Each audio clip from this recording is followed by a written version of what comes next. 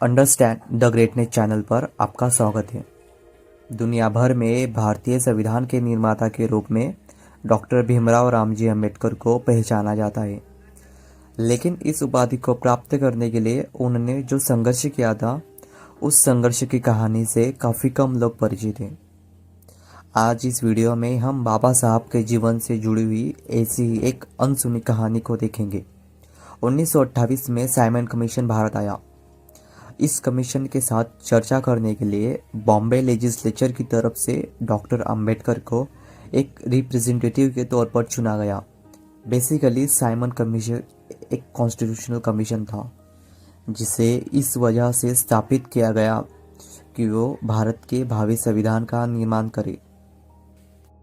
बाबा साहब अपने समय से एक कदम आगे की सोच रखने वाले व्यक्ति थे। उन्होंने देखा कि आने वाले समय में संविधान के निर्माण का विषय सबसे लोकप्रिय होगा। इसी वजह से बाबा साहब अलग अलग देशों के संविधानों का गहन अध्ययन करना चाहते थे। उनके पास जितने पर्याप्त पैसे थे, उतने में किताबें खरीदी करने के लिए पर्याप्त नहीं थे। इसलिए उन्होंने कुछ पैसे अपने दोस्तों से उधार लिए। इस पर उनके एक मित्र प्रोफेसर पी.ए. वाडिया साहब कहते हैं, अंबेडकर, मैंने अपने पूरे जीवन में आपसे बड़ा ग्रंथ प्रेमी और कोई नहीं देखा।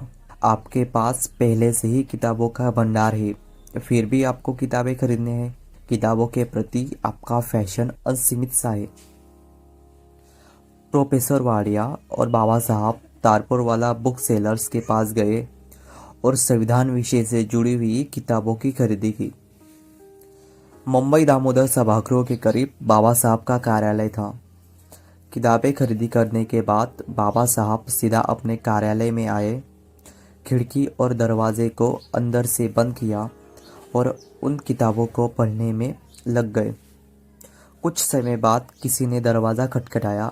बाबा साहब उठे, दरवाज़ा खोला तो देखा एक कार्यकर्ता उनसे मिलने आया था। बाबा साहब ने उसे जाने को कहा। फिर से वे अपनी पढ़ाई में लग गए। कुछ समय बाद फिर से किसी ने दरवाज़ा खटखटाया। इस बार बाबा साहब ने हाथों से ही उसे जाने का इशारा किया।